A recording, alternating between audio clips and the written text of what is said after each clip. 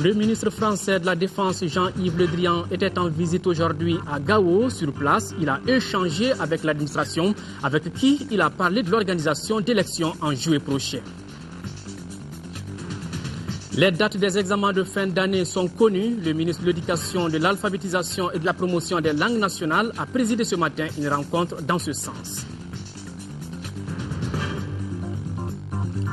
Voilà pour les titres. Mesdames, Messieurs, bonsoir et bienvenue dans cette grande édition du soir. Deux nouveaux membres de la Cour constitutionnelle ont prêté serment ce matin. C'était lors d'une cérémonie solennelle présidée par le président de la République par intérim. La cérémonie s'est déroulée en présence des membres du gouvernement et du corps diplomatique. Reportage Mamari Koni. Cette cérémonie de prestation des serments se tient conformément aux dispositions de l'article 93 de la Constitution de février 1992. Elle consacre l'entrée en fonction de deux nouveaux conseillers à la Cour constitutionnelle. Ces deux juristes sont nommés par décret présidentiel en date du 19 novembre 2012 en remplacement de Mohamed Sida Diko, promu procureur en commune 3, et de Boubacar Tawati, décédé. Je jure de remplir consciencieusement les devoirs de ma charge dans le strict respect des obligations de neutralité et de réserve et de me conduire en digne et loyal magistrat. Monsieur Amadou Keïta.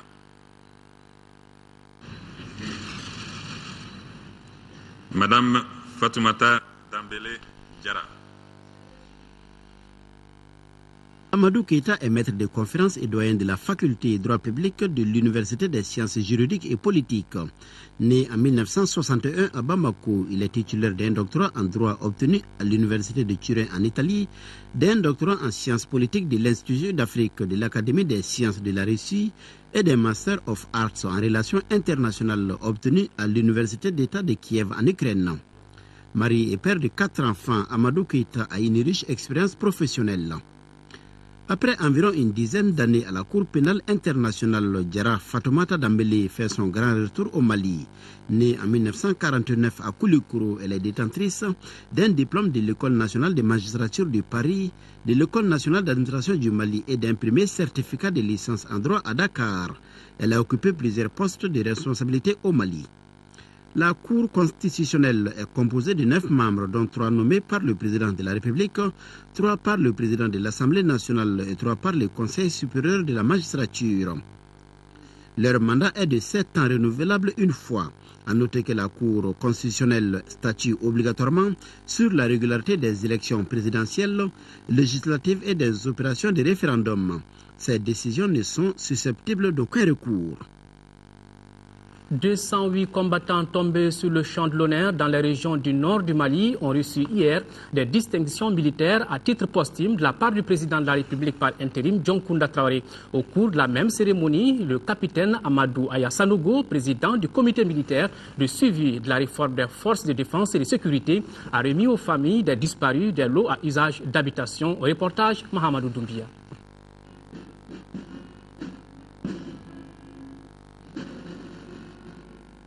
Des lots à usage d'habitation pour les familles et ayant droit de 208 combattants des opérations Djigitou et Badenko tombés sur le champ de l'honneur ont été offerts par le capitaine Amadou Aya Sanogo, président du comité militaire de suivi de la réforme des forces de défense et de sécurité.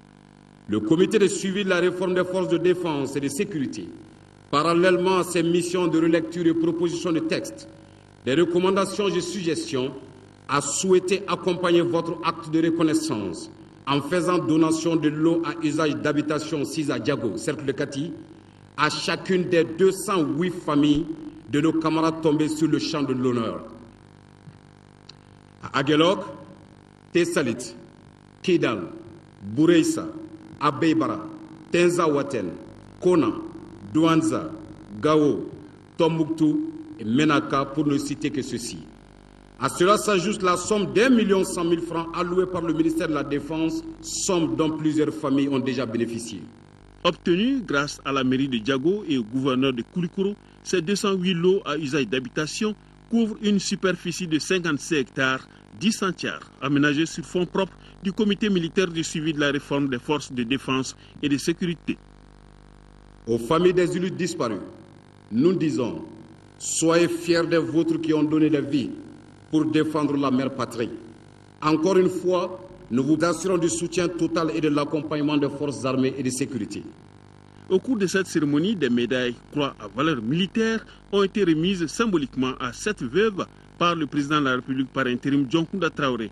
En décorant ainsi la mémoire des combattants morts pour la patrie, il faut aussi perpétuer la mémoire de tous les soldats maliens, des pays amis africains et ceux de la France à titre de reconnaissance devant l'histoire. Cause juste, comme cette guerre que nous sommes en train de gagner, avec l'aide déterminante des pays qui nous ont tendu la main sans hésiter, et aussi par le sursaut de notre armée nationale, à ces soldats de la fraternité humaine tombés sur notre sol, nous apportons humblement, mais du fond du cœur, la reconnaissance du Mali. Il existe la forte tradition d'honorer les soldats tombés.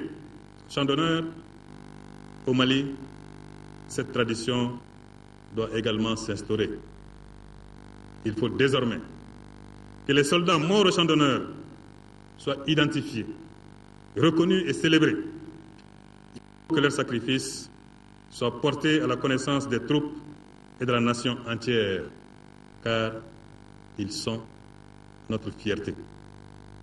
C'est pourquoi il m'a paru juste et opportun d'inciter à la réflexion sur les voies et moyens pour la République de se doter de tout l'arsenal requis pour la reconnaissance du mérite dans le domaine militaire. Du reste, il me plaît d'annoncer à nos compatriotes les efforts en cours pour trouver un site qui servira de cimetière à tous ceux qui sont tombés sur le champ d'honneur ou tomberont encore, car la loi de la guerre est impitoyable et nous aurons encore des victimes. Au dire de la directrice du génie militaire, le colonel-major Nana Tchemogo Traoré, cette distinction magnifie les soldats qui ont lutté jusqu'à leur dernière goutte de sang. Pour les veuves et ayants droit, ces gestes sont des soutiens inestimables qui réconfortent le moral et resteront inoubliables pour toutes les familles éplorées.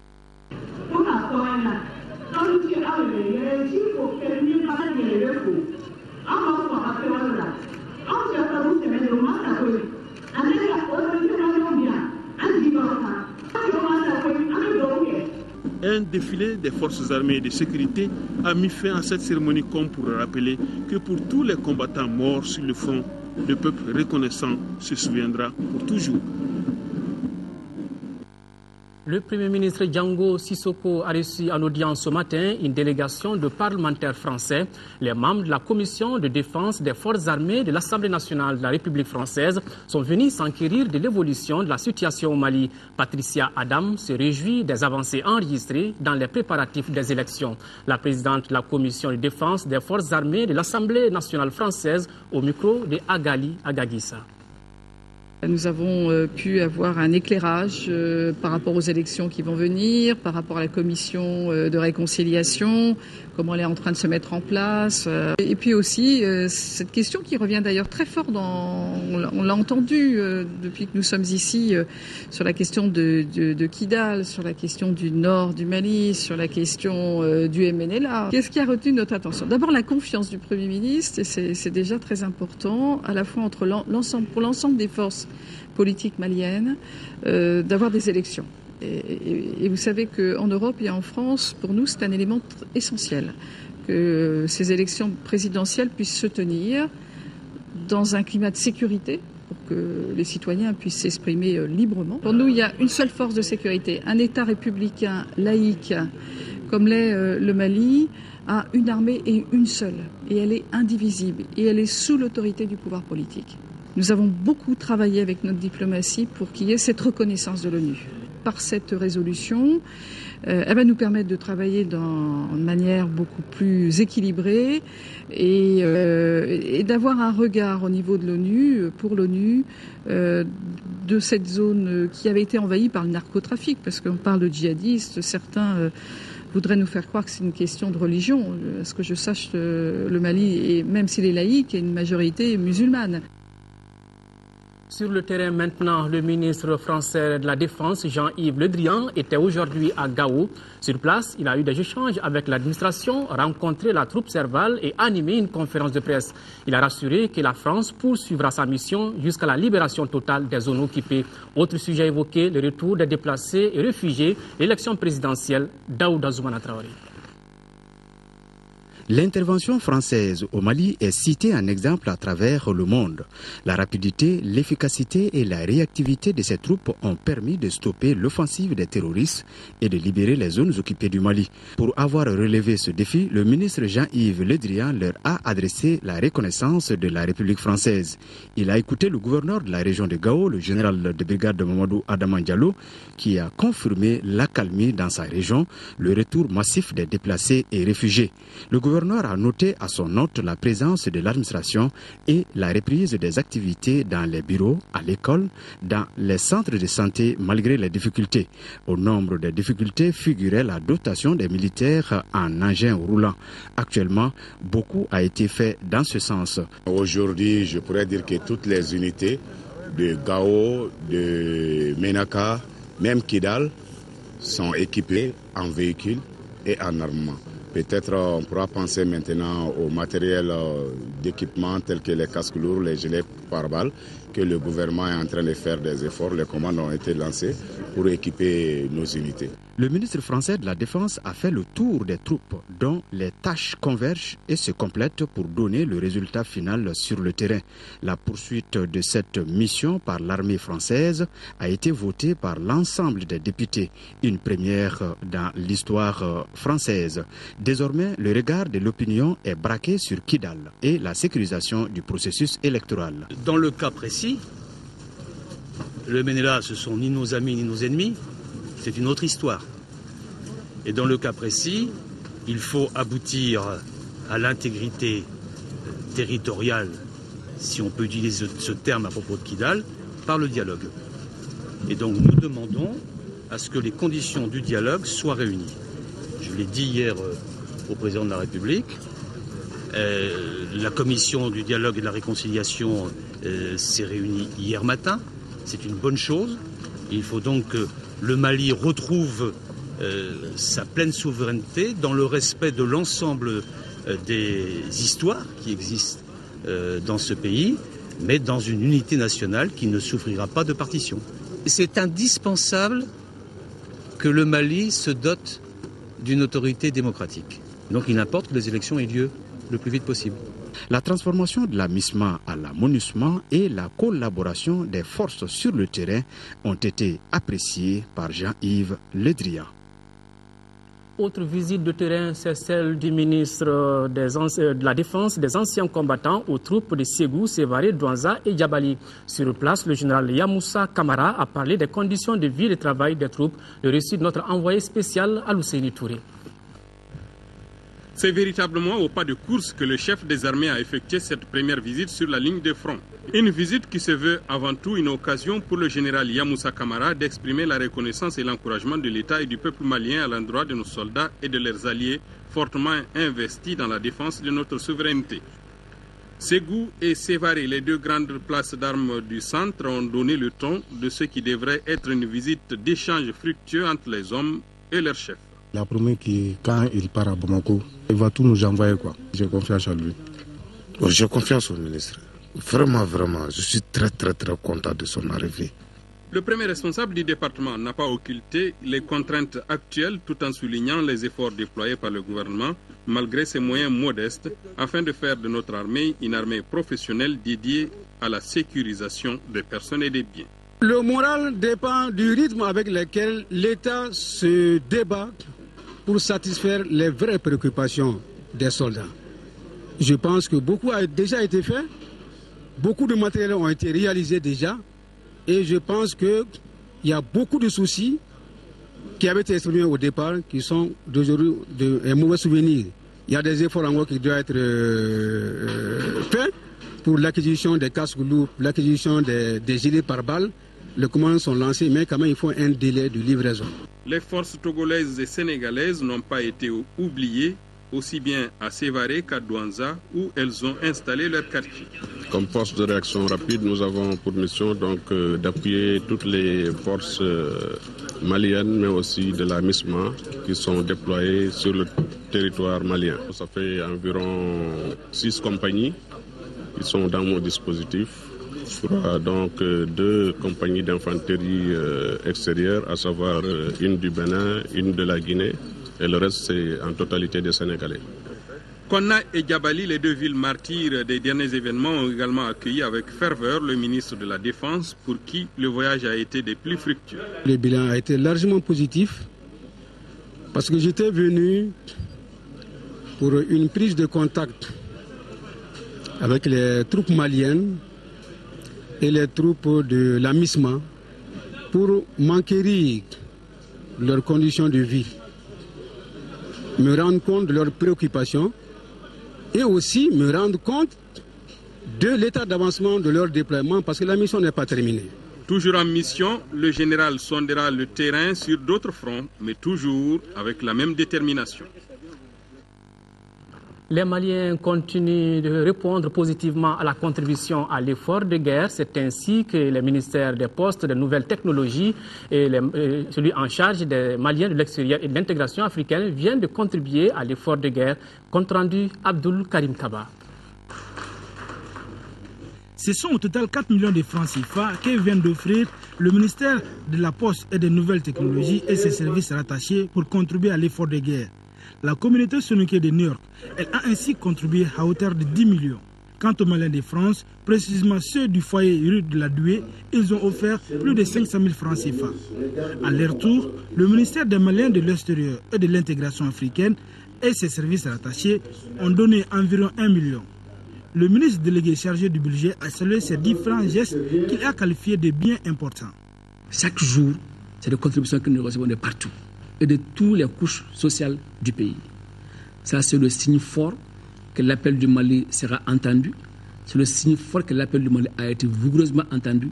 C'est l'appel fort, c'est le signe patent que le Mali va rester un et indivisible. Que ce qui importe pour nous aussi, ce n'est pas le montant. Ce qui importe, c'est la symbolique.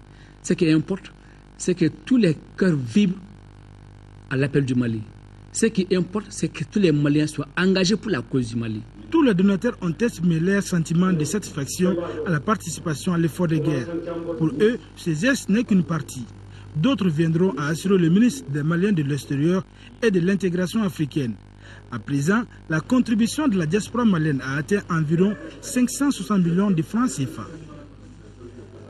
Dans le même registre, le ministre de l'Économie, des Finances et du Budget a l'honneur d'informer le public que la situation du compte bancaire ouvert à la BDM SA, intitulé « Appui aux forces armées », présente à la date du 19 avril 2013 un solde de 2 677 309 933 francs CFA. Le ministre de l'Économie, des Finances et du Budget profite de cette occasion pour renouveler sa profonde gratitude à l'ensemble des généreux donateurs et les informer que la liste complète des donateurs figure sur le site web du ministère de l'Économie, des Finances et du Budget. On vous le disait hier, le Conseil de sécurité des Nations Unies a adopté à l'unanimité la résolution créant à partir du 1er juillet une force de maintien de la paix au Mali de 12 600 militaires. Pour mieux comprendre le fonctionnement de cette force et ses missions, le chef intérimaire de la MINUSMA a donné une conférence de presse aujourd'hui. Nyanya Aliou Traoré. 3 missions essentielles incombent à cette force, baptisée Mission des Nations Unies de stabilisation au Mali, MINUSMA. Elle doit accompagner le Mali dans son effort de rétablissement de l'autorité de l'État sur l'ensemble du territoire, contribuer à la préparation des élections prévues pour juillet et enfin participer activement au processus de réconciliation entre toutes les communautés du pays. Cette mission ne comporte pas les attributions d'imposition de la paix, ni de la lutte contre le terrorisme. La mission comprendra un effectif d'environ 11 200 personnels militaires et 1 440 policiers. La résolution envisage le transfert d'autorité de la majorité des troupes et de la police de la MISMA à la MINUSMA. Ce transfert prendra effet au 1er juillet. Normalement, c'est pour 12 mois, mais quelque chose qui est renouvelable tous les ans. À partir du 1er juillet donc, la MINUSMA montera en puissance en renforçant progressivement ses capacités. Il s'agira de la troisième plus importante opération de maintien de la paix de l'ONU après celle effectuée en République démocratique du Congo, MONUSCO, et dans la région soudanaise du Darfour. Sa mise en place, à marge de ses missions régaliennes, profitera également à booster l'économie nationale puisque la force procédera à des recrutements au sein de la population. C'est tout à fait nécessaire. On va avoir un bon nombre des Maliens qui vont travailler avec nous. On n'a pas toutes les compétences de comprendre la situation au Mali. On va bien dépendre sur nos staff national maliens qui va nous joindre, de nous aider avec notre mission ici au Mali. La situation de Kidal s'est évidemment invitée dans les débats. Aux conférenciers de rappeler l'un des paragraphes de la résolution qui invite tout rebelle ou belligérant à déposer les armes avant toute négociation. Notons qu'environ 150 militaires français devraient participer à la MINUSMA, dont des officiers intégrés au commandement. Justement, une déclaration du gouvernement suite à ce vote. Le gouvernement de la République du Mali se félicite de l'adoption le 25 avril 2013 par le Conseil de sécurité des Nations Unies à l'unanimité de ses membres de la résolution 2100 créant la mission multidimensionnelle intégrée des Nations Unies pour la stabilisation au Mali en vertu du chapitre 7 de la Charte des Nations Unies. Cette résolution qui marque une étape importante dans le processus visant à ramener la sécurité sur l'ensemble du territoire national constitue une fois de plus un témoignage éloquent de la solidarité de la communauté internationale réunie au sein de l'Organisation des Nations Unies à l'égard du peuple malien. Le gouvernement de la République du Mali se réjouit de la prise en compte des préoccupations majeures du peuple malien partagées par la communauté internationale, à savoir l'unité et l'intégrité territoriale du Mali. Il réitère sa disponibilité et sa détermination à coopérer avec l'Organisation des Nations Unies et à respecter ses obligations découlant de cette résolution. Le gouvernement de la République du Mali exprime sa profonde reconnaissance aux pays membres du Conseil de sécurité, au secrétaire général des Nations Unies, M. Ban Ki-moon, ainsi qu'aux pays et organisations amies dont la France, la CEDEAO, l'UA et l'Union européenne pour les efforts qu'ils déploient en vue d'un règlement rapide de la crise malienne. C'était là une déclaration du gouvernement de la République du Mali suite à ce vote. À la demande de l'Union nationale des travailleurs du Mali, INTM, le Conseil national des prix s'est réuni hier. Les membres du Conseil ont échangé sur la hausse des prix de l'électricité, de l'eau, des hydrocarbures et du coût des transports. Compte rendu Adama Kodjo. C'est à la demande de l'Union nationale des travailleurs du Mali, UNTM, que s'est tenue cette rencontre du Conseil national des prix. Au centre des échanges, l'évolution des prix de l'électricité, de l'eau, des hydrocarbures, du gaz, de la viande et le coût des transports. Quant au prix des produits de première nécessité, le gouvernement enregistre une baisse par rapport à l'année 2012. Le riz, il fallait observer une légère augmentation de la valeur en déclaré qui passait de 100 000 à 130 000 francs. Pour le sucre, la valeur en déclaré passait de 130 000 à 175 000 francs.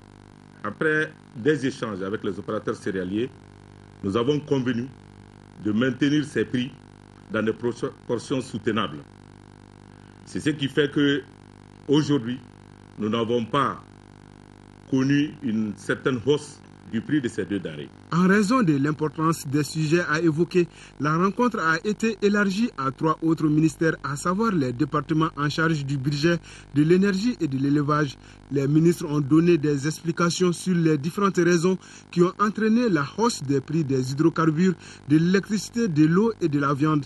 Parmi ces raisons, le problème financier auquel fait face l'énergie du Mali, la suspension de l'aide budgétaire par des partenaires au développement, le coût élevé des aliments bétail ainsi que l'exportation des troupeaux. Nous avons pris la responsabilité sur nous, en accord bien sûr avec le ministère de l'économie et des finances, de revoir ces prix qui devraient être les bases taxables au cordon douanier à la baisse, pour que les droits et taxes appliqués sur cette base taxable puissent être, en fin de compte, incorporé dans le prix des revient, un prix des revient acceptable et soutenable pour tout le monde. À l'UNTM, l'on est conscient de la situation difficile que traverse le pays, mais le mouvement syndical prône le consensus au sujet de toute décision concernant les travailleurs. Consensus qui ne peut être obtenu qu'à travers un cadre permanent d'échange. C'est pourquoi le ministère du Commerce et de l'Industrie s'engage désormais à organiser une rencontre hebdomadaire regroupant tous les acteurs. L'électricité, on en parle. La direction générale de l'EDEM SA a le regret d'informer son aimable clientèle de l'indisponibilité d'un des groupes du barrage de Manantali pour intervention majeure qui va accroître le déficit de production d'électricité sur le réseau interconnecté. Cette situation de déficit va fortement perturber la fourniture de l'électricité sur le réseau de distribution. En effet, la baisse des capacités du barrage de Manantali, principal fournisseur en électricité, a une incidence immédiate sur EDEM SA, dont les capacités autonomes ne peuvent couvrir la forte demande, surtout en cette période de chaleur. La société mettra tout en œuvre pour limiter au maximum les désagréments découlant de cette situation, indépendante de sa volonté, et présente d'avance ses sincères excuses à la population. Lancement aujourd'hui du programme de suivi budgétaire. Ces travaux sont centrés sur 4 thèmes majeurs. Information sur le budget, la participation des citoyens dans le processus budgétaire, le suivi budgétaire et l'intervention. Mahamadou Bagayogo. Ce lancement du programme, ça vise des objectifs. Et premièrement, il s'agit de partager les activités que nous avons prévues dans ce programme avec les autorités politiques et administratives, avec les PTF, les partenaires techniques et financiers, avec les organisations de la société civile. Et l'autre objectif, c'est de voir également leur réaction par rapport aux activités que nous avons prévues, par rapport aux objectifs que nous nous sommes assignés, par rapport aux résultats que nous voulons atteindre, et leurs critiques, leurs suggestions, leurs propositions d'amélioration pour que nous puissions quand même être à la hauteur comme on l'a prévu dans le programme. Nous avons pour cette année 4 axes, notamment l'axe accès à l'information. Il s'agit de permettre aux citoyens d'avoir des informations sur le budget. Notre deuxième axe, ça, c'est la participation citoyenne, parce que l'information leur permet de comprendre réellement le processus budgétaire et de savoir quel est le rôle des citoyens dans le processus budgétaire. Et notre troisième axe, ça, c'est un peu l'axe suivi budgétaire. Et notre quatrième objectif, disons, axe d'intervention, ça, c'est la visibilité même de notre activité, parce qu'on envisage également prendre le niveau sous-régional, notamment avec l'espace IEMOA. Autre grand titre de ce journal, échangé afin de répondre aux dispositions idoines pour l'organisation des examens scolaires de fin d'année. C'est l'objectif de la réunion qui s'est tenue ce matin au ministère de l'Éducation, de l'Alphabétisation et de la Promotion des langues nationales, présidée par le ministre Bokar Moussa Diarra. La rencontre a regroupé, outre les directeurs des services centraux du département, les 8 directeurs d'académie d'enseignement. Reportage d'Ando Dambélé. Traditionnelle, cette rencontre avait pour objectif de galvaniser les troupes pour le combat final, comme dirait l'autre. Il s'agit pour le monde de l'éducation de prendre les dispositions pratiques pour l'organisation des différents examens scolaires de fin d'année. L'objectif de cette rencontre, c'est de faire le point des préparatifs des différents examens qui ont commencé depuis le mois de janvier et qui vont se poursuivre jusqu'à la proclamation des résultats. Pour les autorités scolaires, rien n'empêchera les examens de se tenir aux dates indiquées, quoi qu'on dise. Les dates des différents examens ont été fixées ainsi qu'il suit. À partir du 3 juin, c'est le certificat d'aptitude professionnelle. À partir du 5 juin, c'est le diplôme d'études fondamentales DF. À partir du 11 au 14, c'est le baccalauréat. À compter du 17 juin, c'est le brevet de technicien et les instituts de formation des maîtres d'enseignement. De la même manière que le Mali tout entier a la volonté d'organiser les élections à partir du mois de juillet, nous avons la ferme volonté d'organiser ces examens aux dates indiquées. Nous avons pris toutes les dispositions nécessaires. Mais je dis que le risque zéro n'existe pas. En tout cas, nous sommes déterminés à les organiser à cette date-là, sauf cas de force majeure. Le ministre de l'Éducation, de l'Alphabétisation et de la Promotion des langues nationales a rassuré les différents acteurs de son soutien total. Je voudrais exprimer toute ma joie de vous rencontrer, vous tous ici, et de m'empresser de vous renouveler à tous et à chacun mon soutien personnel et de vous dire que dans la mission difficile que notre pays nous a confiée, je compte sur chacun de vous. Chacun. Rappelons qu'au cours de la rencontre, les participants ont passé en revue l'état d'avancement des programmes, la situation des centres d'examen, les effectifs réels des candidats, l'évaluation financière, le chronogramme et les dispositions générales. L'Assemblée générale de la Fondation du Centre malien pour le dialogue interparti et la démocratie, CMDID, s'est tenue ce matin. Le rapport d'activité de 2012 et le plan d'action pour 2013 sont les points inscrits à l'ordre du jour. La plateforme a contribué à l'adoption du fichier biométrique par les partis politiques en 2012 et entend appuyer l'État dans l'organisation des élections en juillet prochain à Gali et à Daguissa. Le Centre malien pour le dialogue interparti et la démocratie, CMDID, est une plateforme des pourparlers entre les différentes formations politiques. Le centre s'investit pour la consolidation de la démocratie au Mali. C'est dans ce cadre que les leaders du centre se donnent comme devoir la restitution des activités à la fin de chaque année. La Fondation CMDID a été la seule plateforme qui a pu réunir les différents regroupements politiques constitué à la suite du coup d'État pour dialoguer et rapprocher les points de vue. De même, durant l'année 2012, la Fondation CMDID a permis que des cadres politiques et institutionnels s'inspirent de l'expérience d'organisation d'élections biométriques au Burkina Faso. L'organisation des élections est l'un des défis que notre pays doit relever en 2013. Et le CMDID compte jouer sa partition à travers plusieurs activités. Ce qui est prévu pour 2013 prend attache sur la feuille de route du gouvernement, à savoir l'organisation des élections et la réconciliation nationale. Dans ce sens, nous avons un programme d'appui au processus électoral. Et l'autre grand volet par rapport à l'appui électoral, c'est véritablement comment faire en sorte que les partis politiques, les représentants des partis politiques, le jour du scrutin, puissent être bien formés. L'Assemblée générale regroupe les leaders d'une quarantaine de partis politiques.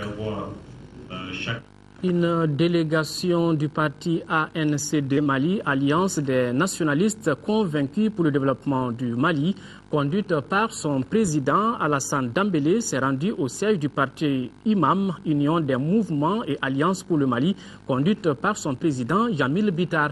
Les deux formations politiques ont passé en revue la situation sociopolitique du pays et ont dégagé une convergence de vues sur l'ensemble des questions évoquées. Le parti ANCD a par la même occasion réaffirmé son soutien indéfectible au candidat du parti Imam, Jamil Bitar, pour l'élection présidentielle à venir. Le collectif des ressortissants du Nord coréen informe l'opinion nationale et internationale qu'il organise ce samedi 27 au dimanche 28 avril un forum national sur la gestion de la crise au nord du Mali au Centre international de conférence de Bamako, sous la haute présidence du président Dioncounda Traoré, président de la République par intérim, en présence des membres du gouvernement, des élus de la nation, les présidents des institutions de la République, les membres du corps diplomatique et plusieurs invités en provenance des pays amis de la diaspora malienne. L'objectif général du Forum national est de construire une vision commune et largement partagée avec l'ensemble des communautés du Nord et toutes les autres communautés du Mali en vue de contribuer à une gestion efficace et durable de la crise autour de 6 panels. Au Mali, la filière mangue contribue à équilibrer la balance commerciale. À titre d'exemple, en 2010, l'apport de la filière s'élevait à 8 milliards de francs CFA. La mangue se présente donc comme la 4e filière d'exportation de notre pays, après le coton, l'or et le bétail. Les professionnels de la filière viennent de maintenir, voire dépasser le cap pour se faire à la faveur de l'Assemblée générale de l'interprofession de la mangue. Les différents acteurs ont adopté un plan d'action et signer des accords pour fixer les prix et définir les modalités de prélèvement sur la mangue. Reportage Mohamed Diarra. Les acteurs de la filière mangue au Mali se retrouvent pour discuter de l'avenir de la filière.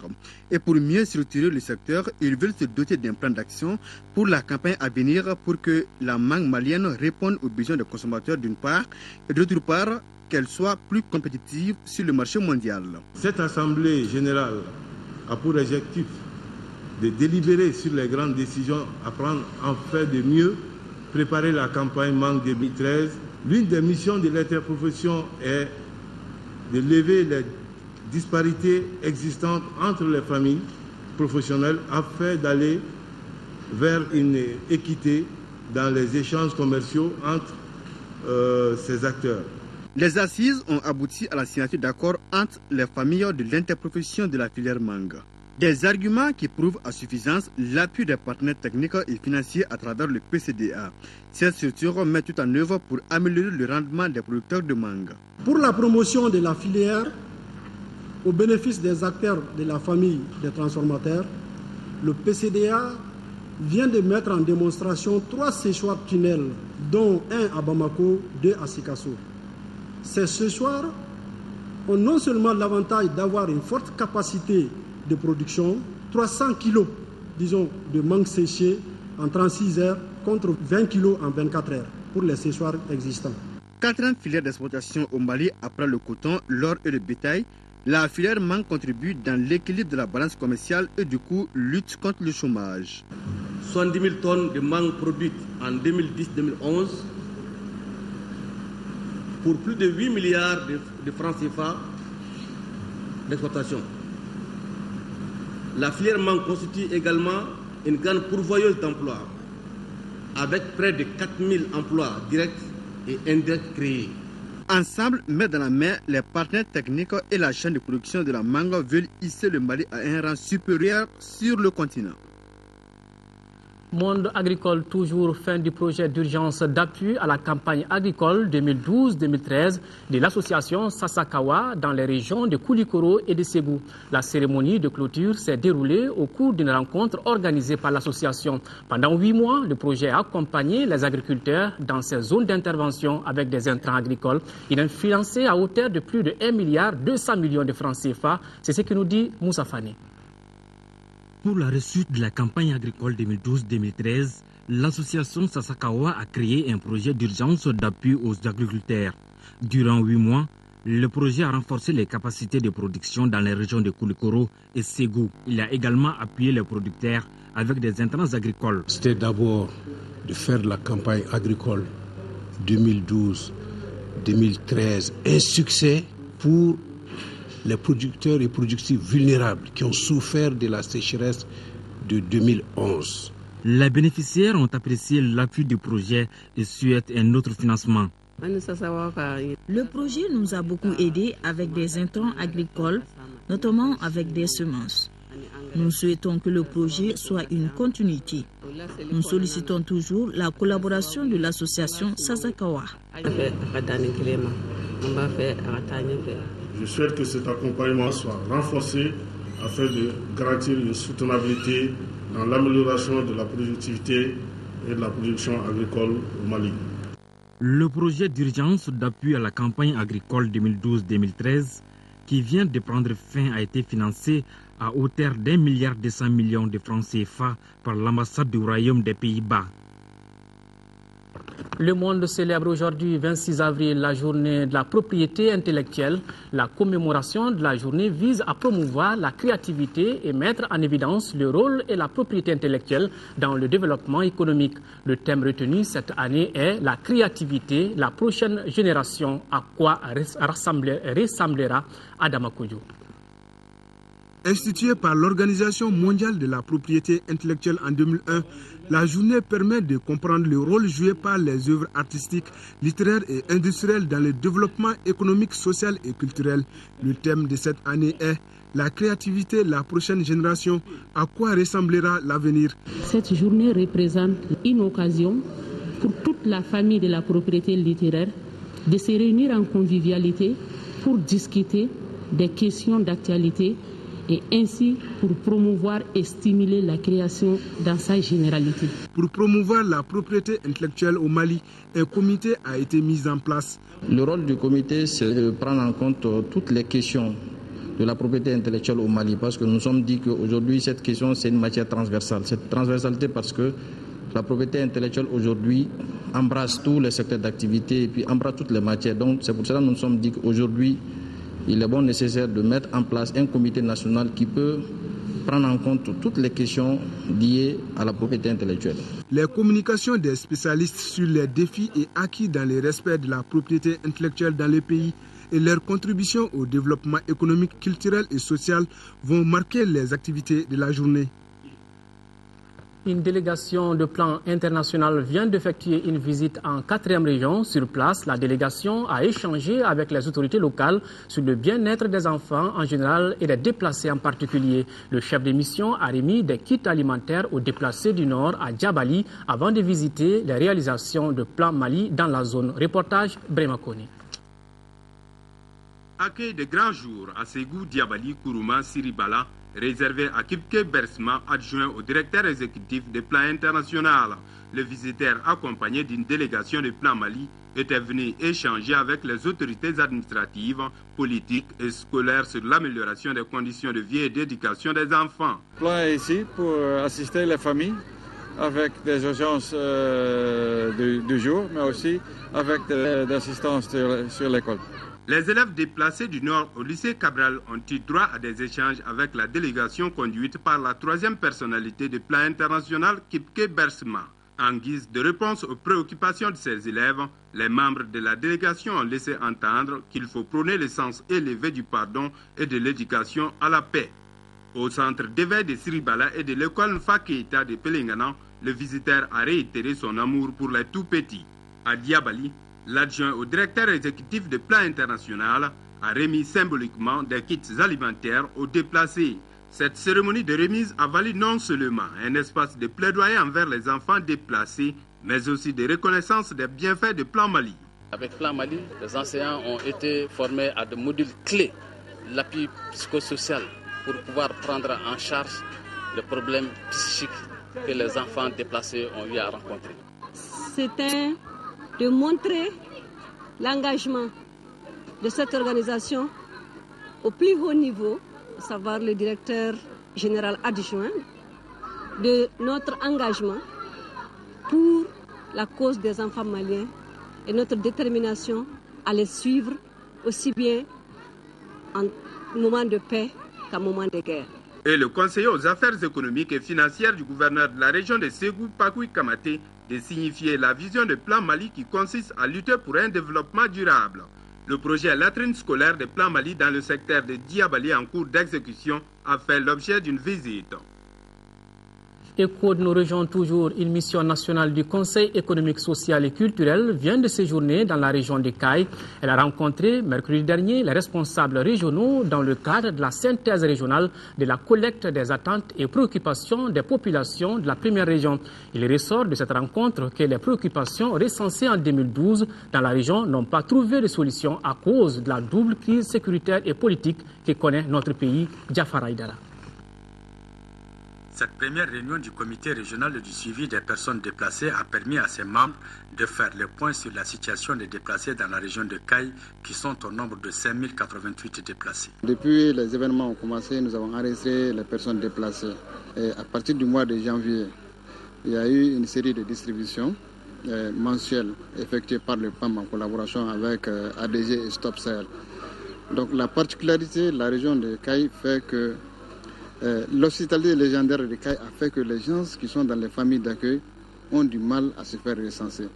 Mais de plus en plus que les partenaires font ce geste à l'endroit de ces personnes déplacées, nous enregistrons de façon très exponentielle les personnes déplacées. Au cours de cette rencontre, les partenaires tels que le PAM, l'ADG, Amassa ont présenté des communications sur les appuis qu'ils ont apportés aux déplacés. Malgré cet appui, les déplacés sont confrontés à beaucoup de difficultés liées entre autres à la prise en charge médicale. En substance, il ressort cette réunion qu'une commission a été mise en place pour élaborer un plan de travail pour la mobilisation de ressources pour faire face aux besoins urgents notamment les questions des déplacés locataires qui sont pourchassés par leurs bailleurs parce qu'ils n'ont plus de fonds pour payer leur loyer. L'accès aux soins de santé pour les personnes déplacées parce qu'il n'y a pas le système de gratuité de soins qui est mis en place jusqu'à ce jour ici.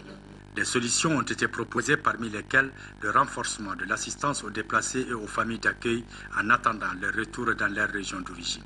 Le projet a un coût de plus de 42 000 € financé par le Conseil régional de Caille, la région Île-de-France et la CADERCA. La deuxième session ordinaire du conseil d'administration de l'assurance maladie obligatoire, c'était hier et aujourd'hui. Les administrateurs, après analyse du rapport d'exécution du budget de l'AMO, ont adopté le projet budgétaire 2013. Un projet qui s'élève en chiffres à plus de 1,3 milliard de francs CFA. Garibou Pérou. Au cours de cette deuxième session ordinaire du conseil d'administration de l'assurance maladie obligatoire, les membres issus du pouvoir public et les administrateurs ont étudié et adopté le rapport d'exécution budgétaire 2012 et le projet budgétaire 2013. Si le budget précédent était arrêté à 900 millions de francs CFA, celle de l'année en cours s'élève à plus d'1,3 milliard de francs CFA. Pour réussir la mission, la Caisse malienne de sécurité sociale a été retenue comme organisme de gestionnaire délégué. Nous sommes le bras opérationnel de la CANAM sur le terrain. La CANAM nous octroie deux dotations, la dotation technique pour rembourser les frais de soins des prestataires et la dotation de fonctionnement. La mise en place de l'assurance maladie obligatoire a été pour notre pays un défi, surtout la gestion des cas de non-adhérents à l'AMO. C'est en vue de relancer une dynamique concertée que l'assurance maladie obligatoire a tracé quelques pistes d'orientation. Les orientations qui ont été données dans ce sens-là, c'est de demander à la Caisse malienne de sécurité sociale de renforcer les éléments de recouvrement pour que l'ensemble des acteurs, l'ensemble des salariés puissent cotiser. À la date d'aujourd'hui, 140 000 personnes ont déjà adhéré à l'assurance maladie obligatoire. Un chiffre qui, selon les responsables, pourrait doubler dans les mois à venir. Les cibles potentielles de l'AMO sont les fonctionnaires de l'État, des collectivités, les militaires et les parlementaires. Les administrateurs de l'Agence nationale de développement des biocarburants, ANADEB, tiennent depuis ce matin la 5e session de leur conseil, financée à hauteur de plus de 700 millions de francs CFA. L'agence doit désormais travailler à consolider les acquis par un appui conséquent aux producteurs. Nando Dambélé. Comme tous les programmes et projets existants dans le pays, l'Agence nationale de développement des biocarburants, ANADEB, a été durement frappée par la double crise politique et sécuritaire qui secoue notre pays depuis 2012. Qu'à cela ne tienne, les administrateurs sont déterminés à relancer les activités de l'agence dans ces zones d'intervention. Cette session se tient dans un contexte de relance des activités. Comme vous le savez, en 2012, nous avons été bloqués pour les raisons que vous connaissez. Et 2013, nous comptons redoubler d'efforts, surtout pour organiser le monde paysan. Se tenant dans un contexte particulier, cette 5e session se veut celle de tous les espoirs pour l'agence. Des activités importantes ont été réalisées, notamment la création du comité de pilotage du projet JASOFA, la création d'un cadre de concertation entre les acteurs de la filière, la création de groupes thématiques. Les effets induits de cette crise ont été ressentis sur le fonctionnement de notre agence en plombant les activités prévues en 2012. Financée à concurrence de 708 468 000 francs CFA, l'Agence nationale pour le développement des biocarburants a pour mission principale de participer à la définition des normes en matière de biocarburants et au suivi de leur mise en œuvre. Voilà, c'est tout pour ce journal. Merci de l'avoir suivi. Merci également à tous ceux qui ont pris part à sa réalisation. Retrouvez demain 13h sur Abakili. Je vous donne rendez-vous pour la grande édition du soir. D'ici là, vous pourrez revoir cette édition sur notre site www.ortm.ml. Tous derrière les forces armées maliennes et leurs alliés pour la victoire finale. Qu'Allah bénisse le Mali. Au revoir.